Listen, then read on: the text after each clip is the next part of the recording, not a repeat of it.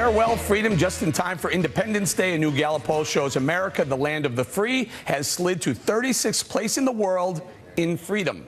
We're now behind Cambodia, Uzbekistan, and get this, the United Arab Emirates. And we've dropped 24 spots since President Obama moved into the White House. Wayne, any coincidence?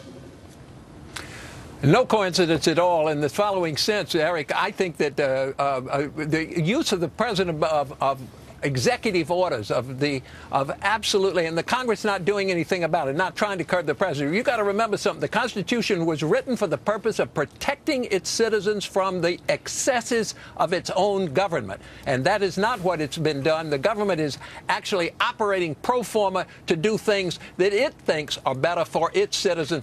All wrong. Michelle, we dropped 24 spots under President Obama in freedom. Any surprise? It's not surprising. I mean, we have an administration that spies on us, an administration that wants to tell businesses what kind of birth control they have to provide for their employees. We thought we elected a president who was a professor of constitutional law, and instead what we got is a president that wants to rip up the Constitution. John, what about it? We should be aspiring to be more free, and instead we're sliding.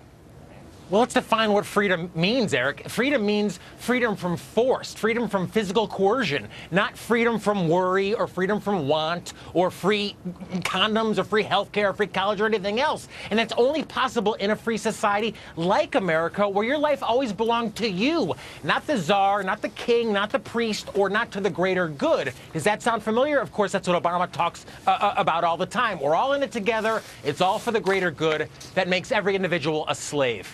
And so, Juan, one of the things that has happened under President Obama is we've been mandated, which means forced to, which means take our freedom away from choosing not to do it. Obamacare, health care. Do you think that has something to do with it? Gee, pay taxes, obey air traffic rules, stop at red lights. It's just too much for me. But I must tell you, on this 4th of July, I happen to think America's great. I happen to think that we have tremendous freedoms. I don't want to live in China. I don't want to live in Uzbekistan. You guys, I'm going to come visit you when you all end up there. But I'm going to tell you, American freedoms, I value America's freedoms. When an Arab country, the United Arab Emirates, is more free than the United States of America, I'm concerned. So, Juan, if you value it, Juan, if you value freedom, why do you work to destroy it? They're not allowed to tell you. They don't allow people to be grumpy old folks like we have here. Juan, if you value freedom... Juan, if you value freedom from force, why are you always proposing ways to expand that government force? Exactly. What are you talking about? I say for the public welfare, we should do good. Eric's talks you about. Guys, you only expand rights for corporations and the rich. That's about your ambit.